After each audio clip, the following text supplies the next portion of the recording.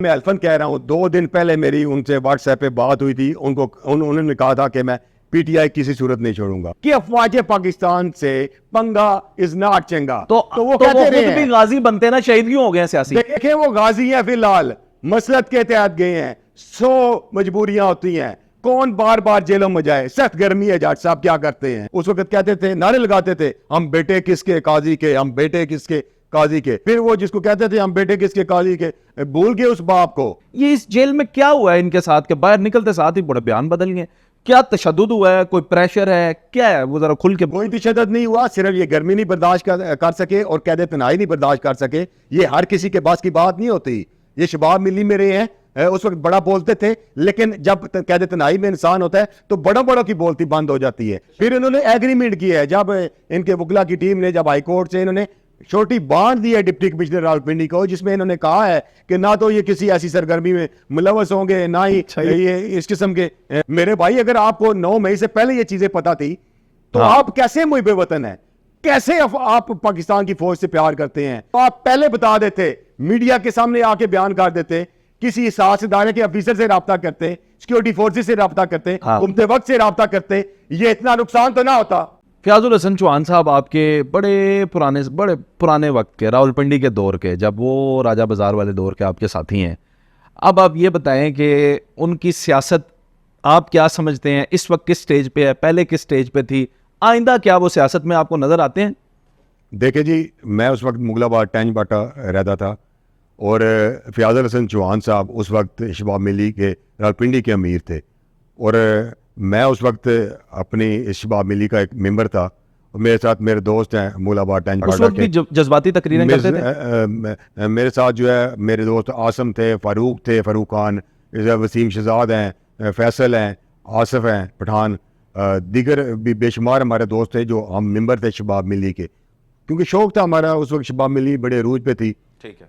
तो फयाजुल हसन चौहान साहब ने जलसा उस वक्त परवेज़ मुशर्रफ जो है वो करता धरता थे, तो डिस्पेंसरी ग्राउंड है एक टैंज बाटा में, वहाँ पर एक जलसा हुआ, बड़ी गैदरिंग थी, फयाजुल हसन चौहान साहब चीफ गेस्ट थे वहाँ पर। ये आप तो कहते हैं ना कि जेल डिस्ट्रिक्ट जेल जेलम से रिहाई के बाद जब नेशनल प्रेस क्लब इस्लामाबाद गए हैं तो बड़ी इन्होंने प्रेस कॉन्फ्रेंस की है कि मैं तो पाक फौज के हक में हूँ, मैं तो खान साहब को ये समझाता रहा हूँ, खान साहब को वो समझाता रहा हूँ। तो सबसे पहले जो मैंने इनकी तकरीर सुनी थी अपनी कानों से और अपनी आंखों से इनको स्पीच करते हुए देखा था, बड़ी खतरनाक किस्म की इन्होंने परवेज़ मुशर्रफ के खिलाफ और दीगर जर्नैलों के खिलाफ तकरीर की थी उस वक्त डिस्पेंसरी ग्राउंड में। और ये था उस वक्त 99 होगा या 2000 होगा। तो उस वक्त नहीं सॉफ्टवेयर उसके अपडेट बाद हुआ हमें इनका? ये कमेटी चौक में सादकाबाद में मुस्लिम मीटिंग्स हम चेयर करते रहे और हम जाते रहे। उस वक्त भी ये जो है इस साजदारों के अफसरान के खिलाफ बड़ी जो है मैं पूछ रहा हूँ, उस वक्त सॉफ्टवेयर नहीं अपडेट हुआ कभी? सख्त किस्म की उस वक्त इसकी इनकी एंट्री थी भाईजान। इनको उस वक्त पूछता कौन था? ये शबाब मिली में नए नए आए थे, इनको रास्ता मिल गया है, फिर ये जज्बाती किस्म की तकारीर करते थे। और उस वक्त ये कहते थे, काजी हुसैन अहमद साहब अल्लाह उनको जन्नत नसीब करे, उस वक्त कहते थे, नारे लगाते थे, हम बेटे किसके काजी के, हम बेटे किसके काजी के। जब ये MPA बन गए उनके टिकट पे MMA का, चूंकि वो एक इत्तेहाद हुआ था तमाम दीनी जमातों का, तो मुतहदा मजलिस अमल थी, इन्होंने जमात इस्लामी को इस्तेमाल किया, इनको टिकट मिला MMA का, ये MPA बन गए। और फिर वो जिसको कहते थे हम बेटे किसके काजी के, भूल गए उस बाप को। और फिर जब गए असम्बली में उस वक्त पता नहीं क्या हुआ, कहाँ से कोई पैगाम आया या किधर गए, फिर अपना मुफाद देखा, ये फिर क्यू लीग में शामिल हो गए। फिर ये पाक फौज के हक में जो है वो तराने जो है पढ़ना इन्होंने शुरू कर दिए। इससे पहले जो है वो आर्मी के खिलाफ बड़ी सख्त किस्म की मतलब एक बड़ा अहम सवाल है कि आपका ताल्लुक, फिर इन्होंने मुफादात लिए, परवेज लाई के करीब हो गए। फिर इन्होंने देखा कि पाकिस्तान तरीके इंसाफ जो है वो एक उभर रही है और मकबूल तरीन जमात है, खान साहब बड़े, इन्होंने खान साहब की तारीफों के पुल बांधना शुरू कर दिए। ये PTI में आ गए। फिर अब खुद देखे, सबके सामने है फुटेज, इन्होंने जब गिरफ्तारी दी है, अब तो प्रेस कॉन्फ्रेंस में ये कहते हैं कि मैं खान साहब को उस वक्त समझाता रहा। मैं ये पूछना चाह रहा था आपसे, मैं पूछना चाह रहा था, देखें अभी गिरफ्तारी से पहले भी ये कह रहे थे कि मैं गुजरी का बेटा हूं, बड़ी वफादारी अपनी खान साहब से, जो इमरान खान जिंदाबाद पुलिस वाले के सामने, ठीक है। लेकिन फिर ये आए डिस्ट्रिक्ट जेल के अंदर, आपका ताल्लुक जेलम से है, आप प्रेस क्लब के प्रेसिडेंट है, आप बड़े करीब हैं, जाहिर आपने देखा भी होगा कि अंदर क्या हालात है। ये इस जेल में क्या हुआ है इनके साथ के बाहर निकलते साथ ही बड़े बयान बदल गए? क्या तशद्दुद हुआ है, कोई प्रेशर है, क्या है वो जरा खुल के बात बताएं। जज साहब बात यह है कि जब अडयाला जेल से इनको इनके साथ थे अपना सैफुल्लाह नियाज़ी साहब, वो अभी डिस्ट्रिक्ट जेल में बंद है, सैफुल्लाह नियाज़ी साहब, इसके बाद अली मोहम्मद साहब थे, अली मोहम्मद खान साहब वो थे। तो मुझे पता है, मेरे सोर्स ने बताया है कि मेरी मुलाकात तो इनसे जेल में नहीं हुई, कोशिश की है, लेकिन चूंकि मुलाकात पे पाबंदी थी तो डी ब्लॉक में इनको रखा गया है, कैद तनाई में रखा गया, चूंकि वहाँ पर गर्मी थी और लोड शेडिंग भी गुज़श्ता चंद रोज से हो रही थी, तो पंखा बंद हो जाता था, कैद तनाई में थे, एक कमरा था, तो वहां पे इनको ये गर्मी बर्दाश्त नहीं कर सके, ये कैद तनाई नहीं बर्दाश्त कर सके, नहीं तशद्दुद नहीं हुआ। एग्रीमेंट किया है, जब इनके वकला की टीम ने जब हाईकोर्ट से इन्होंने छोटी बांध दी है डिप्टी कमिश्नर रावलपिंडी को, जिसमें इन्होंने कहा है कि ना तो ये किसी ऐसी सरगर्मी में मुलवस होंगे, ना ही ये इस किस्म के वाकयात की बात करेंगे, या ना ही आर्मी के खिलाफ या दीगर कायदीन के खिलाफ बात करेंगे। फिर यहाँ से मुझे जो पता चला है, मैं जेल के बाहर ही था, हमें कवरेज नहीं करने दी गई, इनको इनके करीबी दोस्त समझ गए होंगे आप, इनके करीबी दोस्त जो है वो गाड़ी में बिठाकर सीधा नेशनल प्रेस क्लब इस्लामाबाद लेके गए हैं, वहां पे इन्होंने प्रेस कॉन्फ्रेंस की है। इनकी कैसे जहन साजी हुई, पहले ये कहते हैं कि मैंने खान साहब को समझाया, इन्होंने एक प्रेस कॉन्फ्रेंस अगर आपने सुनी है तो ये कहते हैं कि मैंने पहले खान साहब को बार बार समझाया था। जेल वाला फवाद चौधरी साहब कहते हैं अभी इस्लामाबाद ना जाएं, जेल में मुझे बताएं तशद्दुद हुआ है इन पे? कोई तशद्दुद नहीं हुआ, सिर्फ ये गर्मी नहीं बर्दाश्त कर सके और कैद तनाई नहीं बर्दाश्त कर सके। ये हर किसी के पास की बात नहीं होती। ये शबाब मिली में रहे हैं, उस वक्त बड़ा बोलते थे, लेकिन जब कैद तनाई में इंसान होता है तो बड़ों बड़ों की बोलती बंद हो जाती है। आसफ जरदारी ने जेल काटी है, यूसुफ रजा गिलानी ने काटी है, उन्होंने काटी है, पता भी चला कि उन्होंने वाकई जेल काटी है, उन्होंने अंदर बैठ के किताबें लिखी है यूसुफ रजा गिलानी ने। लेकिन बदकिस्मती ये है कि जब बंदा बाहर आता है तो एक सदर बन गया, एक यूसुफ रजा गिलानी साहब प्राइम मिनिस्टर बन गए थे, ये भी पाकिस्तान की तरीके। क्या बनेंगे? ये मेरा नहीं किया कि ख्याल कि ये मुस्तकबिल करीब में जो है वो कोई मिनिस्टर भी बन सके, क्योंकि पाकिस्तान तहरीक इंसाफ अब भी मकबूल तरीन जमात है जिसने पाकिस्तान तहरीक इंसाफ को इस सूरत हाल में छोड़ा है, इमरान खान को छोड़ा है। वो अभी इतनी जल्दी जो है सर्वाइव नहीं करेगा, उसकी सियासत जो है ताल दफन होगी।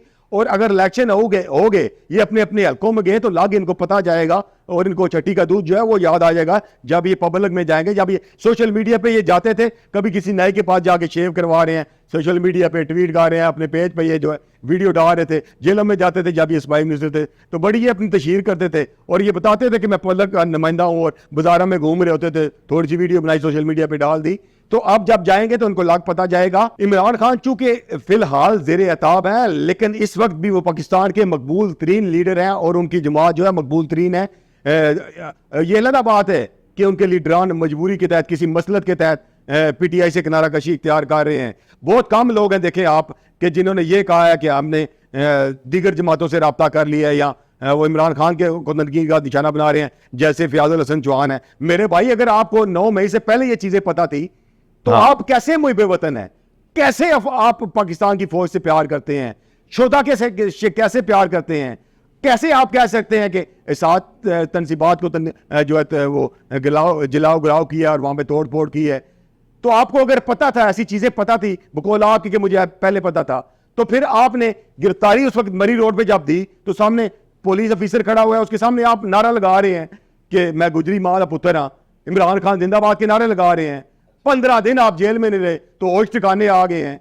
तो उस वक्त आखिरी दम तक तो आप इमरान खान के नारे लगा रहे थे, उस वक्त तो आप कह रहे थे मैं गुजरी मां का पुत्र हाँ, लेकिन गर्मी नहीं आप बर्दाश्त कर सके, आप कहते तनाई नहीं बर्दाश्त कर सके और बाहर आए हैं तो आपका सॉफ्टवेयर जो है अपडेट हो गया है, आप इमरान खान को तनकीद का निशाना बना रहे हैं। ये चीजें अगर आपको पहले पता थी तो आप पहले बता देते, मीडिया के सामने आके बयान कर देते, किसी साहस इदारे के अफीसर से रब्ता करते, सिक्योरिटी फोर्सेस से रब्ता करते, हुकूमत वक्त से रब्ता करते, ये इतना नुकसान तो ना होता जो जिना हाउस जलाया गया है, जो मियां वाली में एयरबेस जलाया गया है, केपीके में या जीएसक्यू में हमला हुआ है, उस वक्त इतना नुकसान तो ना होता अगर आपका जमीर उस वक्त जाग चुका होता।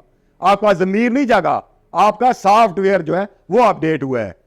बट साहब, तो ऐसे लोग जो है वो ना तो रैम के काबिल होते हैं ना सियासत के काबिल होते हैं। मेरे ख्याल में ऐसे सियासतदानों का सियासत से अमल दखल बिल्कुल खत्म कर देना चाहिए, जो झूठ बोलते हैं, फ्रॉड करते हैं और जो मौका पर नहीं बोल सकते। देखिए हमारे जिले के एमएनए मिनिस्टर थे फवाद चौधरी, वो उस वक्त अपनी गवर्नमेंट में जो उस्मान बुज़दार वज़ीर आला पंजाब थे, तनकीद का निशाना बनाते रहे हैं, टीवी चैनल पे आके प्रोग्राम करते रहे हैं।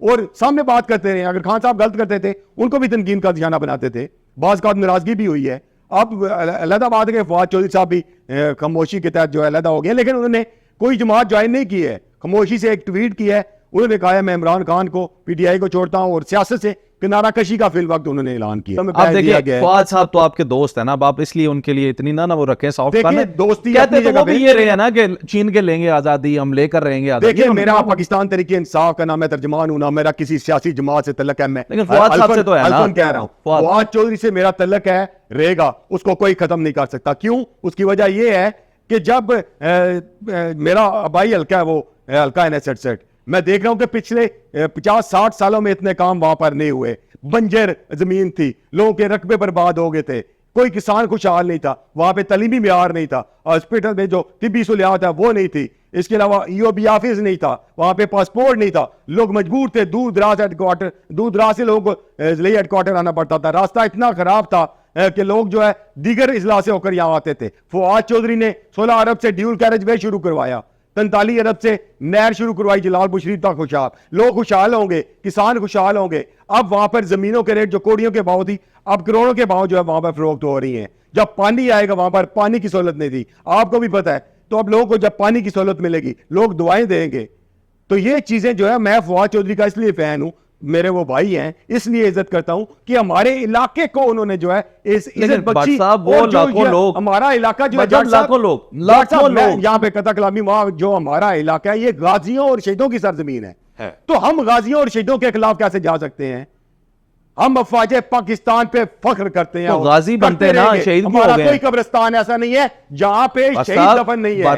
तो ये फवाद चौधरी समझाते रहे हैं बार बार अपनी क़यादत को कि अफवाज पाकिस्तान से पंगा इज नॉट चंगा। तो वो कहते रहे भी गाजी बनते हैं ना, शहीद क्यों हो गए सियासी? देखिए वो गाजी हैं, फिलहाल मसलत के तहत गए हैं, 100 मजबूरियां होती हैं, कौन बार बार जेलों में जाए? सख्त गर्मी है, जज साहब क्या करते हैं? नहीं तो वो जो लाखों नौजवान और जो उनका वोटर उनके पीछे है, देखिए उन पर टूटी चोरी का पर्चा, पैप चोरी का पर्चा मुल्तान में करवा दिया गया है। फवाद चौधरी साबिक वफाकी वजीर हैं, वो टूटी चोरी कर रहे हैं, पैप चोरी कर सकते हैं। क्या मजाक बनाया हुआ है यहाँ पे, कोई बर्दाश्त नहीं कर सकता। जज साहब देखें, लोगों की खवातीन को, बहनों को उठाया जा रहा है। अब देखें अमाद अजहर 3 बहनों का अकलौता भाई है, उसके घरों पे रेड हो रहे हैं, 3 बहनों की गिरफ्तारी के लिए धमकियां दी जा रही हैं। क्या करे वो जो फरक हबीब, देखे वो बेचारा जो है घर से बाहर है, इससे मुराद सईद को दे, मुराद सईद को आपके दोस्त हैं, लेकिन आप उन्हें ये तो कह सकते हैं ना कि पहले ही एतदाल की सियासत किया करें ना, इतने बड़े बड़े बोल पहले बाद में। 2 दिन पहले, कसम खुदा की मैं अल्फन कह रहा हूं, 2 दिन पहले मेरी उनसे व्हाट्सएप पे बात हुई थी। उन्होंने कहा था कि मैं PTI किसी सूरत नहीं छोड़ूंगा, परसों की बात कर रहा हूं। और कल अचानक पता नहीं क्या हो गया कि उनका ट्वीट आ गया, मेरा फोन नहीं, वो कल से अटेंड कर रहे, तो उन्होंने खामोशी इख्तियार की है, सियासत से वक्ती तौर पर किनारा कशी इख्तियार की है। मैं नहीं समझता, मैं आज भी नहीं ये सोच सकता कि वो ऐसे हालात में इमरान खान को छोड़ेंगे या पाकिस्तान तहरीके इंसाफ को छोड़ेंगे। छोड़ दिया, देखें छोड़ तो दिए, वो सारे छोड़ रहे हैं ना। असद उमर जनरल सेक्रेटरी थे भाईजान, वो तमाम ओहदे छोड़ गए हैं, तमाम ओहदे तो छोड़ गए ना। जब ओहदे छोड़ दिए हैं तो फिर क्या रह गया? जब PTI चौधरी भी कह रहे थे ओहदा छोड़ा, जब एक जमात का जनरल सेक्रेटरी नहीं है तो फिर आप बताएं क्या हो गया? तो उनको आमिर कियानी जी पाकिस्तान तहरीक इंसाफ के 96 से कारकुन है, इमरान खान के साथी है, करीबी साथी हैं। सबसे पहले तो वो गए थे, फिर कहें कि वो क्यों चले गए हैं। अभी बेशुमार और भी इस्तीफे आने भी मुतवक्को हैं। इस तरह पार्टियां तो पहले भी सियासी जमातों के साथ होता रहा है, जो जेलों से पीपल्स पार्टी टूटी, नून टूटी, जो खान को नहीं छोड़ रहा, जो PTI को नहीं छोड़ रहा, जो प्रेस कॉन्फ्रेंस नहीं कर रहा, वो जेल से बाहर आता है दोबारा जेल जाता है, जेल से बाहर आता है दोबारा जेल जाता है। और जो एग्रीमेंट कर लेता है, जो एफिडेविट दे देता है, जिसका सॉफ्टवेयर अपडेट हो जाता है, वो जेल से सीधा नेशनल प्रेस क्लब इस्लामाबाद की कुर्सी खाली पड़ी होती है, उधर जाता है, वहां पे 15-20 मिनट आधे घंटे की प्रेस कॉन्फ्रेंस करता है और तमाम मामलात जो है वो खत्म हो जाते हैं। अब तो हमारी अदालतें भी यही कह रही हैं कि हम जितना मर्जी आपको जमानतें दे दे, आपको छोड़ना तो उन्होंने फिर भी नहीं है। छोड़ना उस वक्त है जब नेशनल प्रेस क्लब इस्लामाबाद जाकर वीडियो बयान देंगे, प्रेस कॉन्फ्रेंस करेंगे। तो क्या कहा जा सकता है? अच्छा ये बताएं, सुनने में आ रहा है कि रावलपिंडी से लेके गुजरहान तक के आते के अंदर अंदर कोई नई पार्टी जन्म ले रही है, ये कौन सी पार्टी? ये रावलपिंडी से गुजर खान की बात नहीं है, ये अब पूरे पाकिस्तान में होने जा रहा है। और इस वक्त जो बरसर इक़्तिदार है ना, ये भी खुश ना हो ज्यादातर है, दुश्मन मरता है खुशी क्या है ना वो? करिए। दुश्मन मरता है खुशी ना करिए, सजना भी मर जाना। सजना भी मर जाना। ये वक्त पहले खान साहब जो है आप खान साहब बरसरे इक़्तिदार थे तो अपोजिशन में थे पीपल्स पार्टी नून लीग, उस वक्त भी यही लोग कहते थे। खान साहब उस वक्त मुज़ाकरात नहीं करते थे, वो जेलों में थे। अब खान साहब जो है वो ज़ेरे ताब है, इनके मतअद्दद ओहदेदारान जो है जेलों में है या पार्टी छोड़ चुके हैं, तो अभी इनको जो है वो शनाइयाँ नहीं बजानी चाहिए, खुश नहीं होना चाहिए। कुछ भी हो सकता है इस वक्त पाकिस्तान में। अच्छा। नई जमात जो है वो आ सकती है सामने, इक़्तिदार में आएगी। जहांगीर तरीन, अलीम खान एक्टिव हो चुके हैं, इक़्तिदार में बेशुमार आएगी। दीगर लोग जो है वो एक्टिव हो चुके हैं। इक़्तिदार में आएगी जमात। आप जहांगीर तरीन की जो नायल लिया उसको खत्म होने दे, 5 साल के लिए वो डिस्क्वालीफाई हुए थे, उनको आने दे दोबारा सियासत में इन होने दे।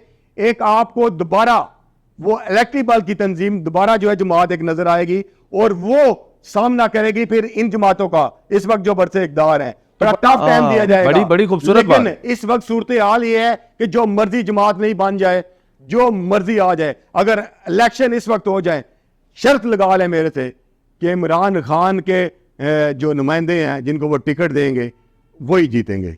मतलब बड़ी कमाल की बात आपने कर दी। इसका मतलब है नून लीग और पीपल्स पार्टी की तरह आने वाले वक्त में पीटीआई भी इन दोनों के साथ मिलकर नई बनने वाली जमात की मुखालफत कर रही होगी। देखिए कोई चीज जो है वो हरफ आकर नहीं है, किसी चीज में बईद नहीं है, कुछ भी इस मुल्क पाकिस्तान में कुछ भी हो सकता है। देखें बड़े बड़े एंकर थे जो गुज़श्ता दौरे हुकूमत में एस्टेब्लिशमेंट के खिलाफ, हमारे जर्नैलों के खिलाफ बातें करते थे। अब वो किसके हक में, अब वो तराने पढ़ रहे हैं, टीवी से चैनल पे आके तराने पढ़ रहे हैं। इस तरह बेशुमार पॉलिटिशियन थे जो अफवाज पाकिस्तान को कोई कहता था खलाई मखलूक है, कोई असम्बली फ्लोर पे खड़ा होके जो है अभिनंदन पे भाषण देता था कि किस तरह जनरल बाजवा ने क्या कुछ नहीं किया, जनरल फैज ने क्या कुछ नहीं किया। तो अब देख लें, अब वो सारे रैलियां निकाल रहे हैं अफवाज पाकिस्तान के हक में, और जो उस वक्त रैलियां निकालती थी पाकिस्तान तरीके इंसाफ अफवाज पाकिस्तान के हक में, वो अब आजकल जो है उनके कायदीन जो है तनकीद का निशाना बना रहे हैं। और तनकीद का निशाना बनाने मेरे ख्याल में जब साबिक प्राइम मिनिस्टर इमरान खान ने chief of army staff general Asim Munir का नाम लिया, DGISI का नाम लिया या दीगर जनरलों का नाम लिया, तो उसके बाद जो है ज़्यादा बात बिगड़ना शुरू होगी। अगर मिलिट्री एस्टेब्लिशमेंट को ना धकेला जाता या उनका नाम बार बार ना लिया जाता, तनकीद का निशाना ना बनाया जाता, सख्त अल्फाज जो है इस्तेमाल ना किए जाते, तो फिर याद आके नौबत ना आती। पहले तो सख्त अल्फाज नहीं इस्तेमाल किए गए थे ना, पहले तो पाकिस्तान तरीके इंसाफ उनके नारे लगा रही थी और नून लीग अगेंस्ट थी। तो मैं वही कह रहा हूँ ना, जब ये तो सख्त अल्फाज इस्तेमाल किए हैं, उनको बार बार समझाया गया है कि मुज़ाकरात की टेबल पे हैं, अल्फाज को भी कंडेम करना चाहिए जी, और 9 मई को भी मुज़ाकरात की टेबल पे हैं। पाकिस्तान मुस्लिम लीग नून या पीपल्स पार्टी सारे एग्री थे कि मुज़ाकरात हो जाएं, लेकिन खान साहब कहते थे ना जरदारी से मुज़ाकरात करूंगा, ना ही अब कह रहे हैं सबसे करूंगा, चोरों डाकुओं से मुज़ाकरात नहीं। अब वो कहते हैं मैं मुज़ाकरात करता हूं, अब मुज़ाकरात करने वाले तैयार नहीं है ना जिन्हें करवाना है। तो मेरी रिक्वेस्ट है तमाम सियासी जमातों से कि अफवाज पाकिस्तान को सियासत में मत घसीटा करें, अपने अपने मकासद के लिए इस्तेमाल मत किया करें, कुर्सी के लिए इस्तेमाल मत किया करें, इक़्तिदार के लिए इस्तेमाल मत किया करें। हमारे अफवाज पाकिस्तान में बार बार कह रहा हूं कि हमारे माथे का झूमर है, हमारे लिए फख्र है, और उनको मुल्की सरहदों की हिफाजत के लिए रहने दें ताकि मुल्क तरक्की करें। और सबको चाहिए कि एक मेज पर इकट्ठे आए।